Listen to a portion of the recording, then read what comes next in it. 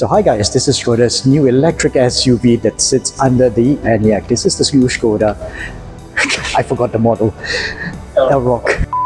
Hi guys, this is Skoda's new electric SUV that sits under the Enyaq. This is the Elroq. It is a more compact solution for you if you want to go green or if you feel like going electric or one of the above. So allow me to let you in on a little secret. So this SUV has got the same wheelbase as the Skoda Enyaq, which really means that the interior is about the same size as the larger SUV. So it's still a smaller car, and a lot of this goes to them reducing the rear end of that car. So now it has got about 470 liters of boot space, which is actually not too bad really. So versatility is in the middle name of Škoda, and well, they are even ahead of the curve when you compare them to their brethren. And for this boot, there are probably about 101 ways you can reconfigure it. Well, perhaps I am exaggerating this a little, but then again, if you are really unsure of how this boot can be reconfigured, you can actually look at this QR code over here, and it will lead you to a YouTube video on the different ways that this boot can be reconfigured.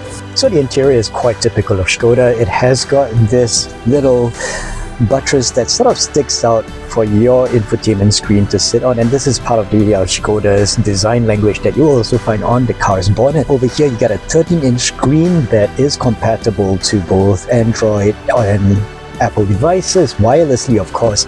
And what I really like about Škoda, and this is consistent across the board for all their cars, they have insisted on keeping a button panel available so that certain crucial functions are at your fingertips. And that is something that I like about Škoda, because that deletion of buttons, well, has become quite controversial really, and I think that Škoda has bucked that trend, and you call them stubborn if you may, but then they have been listening to their customers, and I really appreciate that Škoda has kept this thing going on.